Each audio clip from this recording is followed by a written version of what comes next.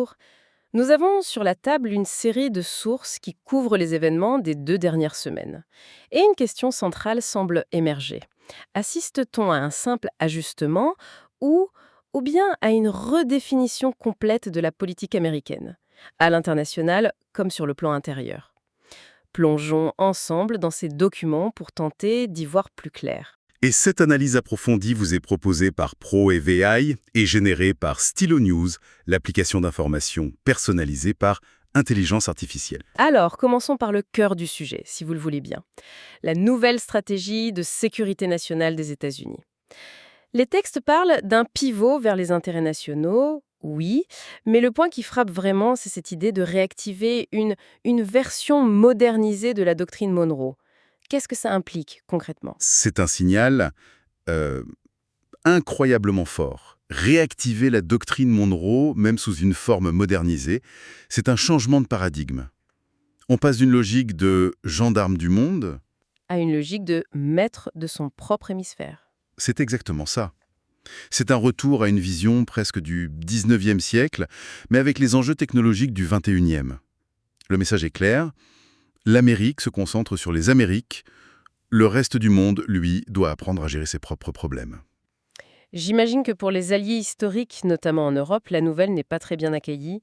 Les sources mentionnent que l'Europe est poussée à prendre en charge sa propre défense, et ce, d'ici 2027.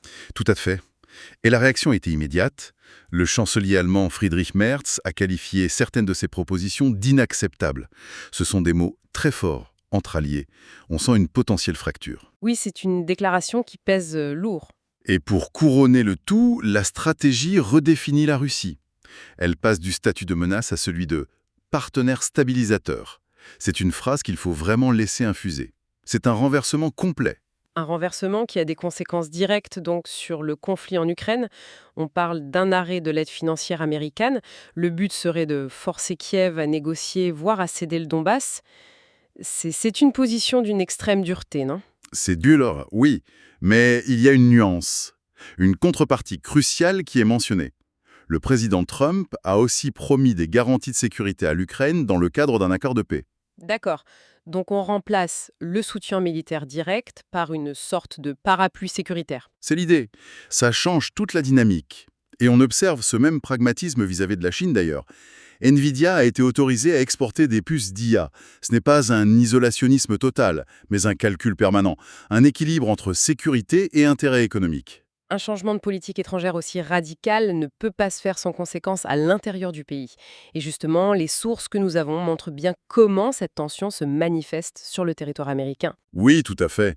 On voit une militarisation de la frontière sud, un durcissement général des politiques migratoires. La proposition la plus spectaculaire, c'est d'exiger 5 ans d'historique des réseaux sociaux pour les voyageurs de 42 pays. Mais le point le plus explosif, c'est la désignation d'Antifa comme principale menace terroriste intérieure. Et c'est là que la situation devient complexe, parce que les articles rapportent aussi des auditions au Congrès où les responsables du FBI, bien ils ont eu toutes les peines du monde à définir ce qu'est Antifa, qui sont ses membres, comment l'organisation est structurée. C'est le nœud du problème. La désignation semble pour l'instant plus politique qu'opérationnelle.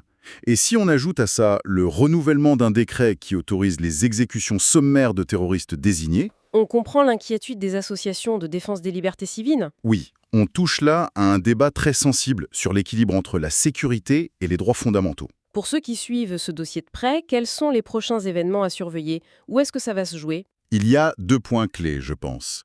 D'abord, le vote final sur la loi d'autorisation de la défense nationale, la NDAA. C'est la grande loi budgétaire qui va traduire cette stratégie en actions concrètes, en dollars. Et ensuite, il faudra observer de très près la réaction des alliés européens. Vont-ils s'unir pour créer une alternative autonome ou se diviser? C'est toute la question. Leur réponse déterminera l'avenir de l'Alliance transatlantique. Cette analyse a été rendue possible grâce à Stylo News. C'est une application pour mobile et ordinateur qui permet de créer ses propres bulletins d'information. Elle analyse plus de 350 sources traditionnelles et X, le tout sans aucune publicité, pour vous donner une vision claire de l'actualité qui vous intéresse vraiment. Pour des informations à la demande, alimentées par l'intelligence artificielle, nous vous invitons à vous abonner à Stylo News sur www.stylonews.com. Merci de nous avoir écoutés. N'hésitez pas à nous suggérer des sujets pour nos prochaines analyses et à suivre Stylo News sur vos réseaux sociaux préférés. Passez une excellente soirée.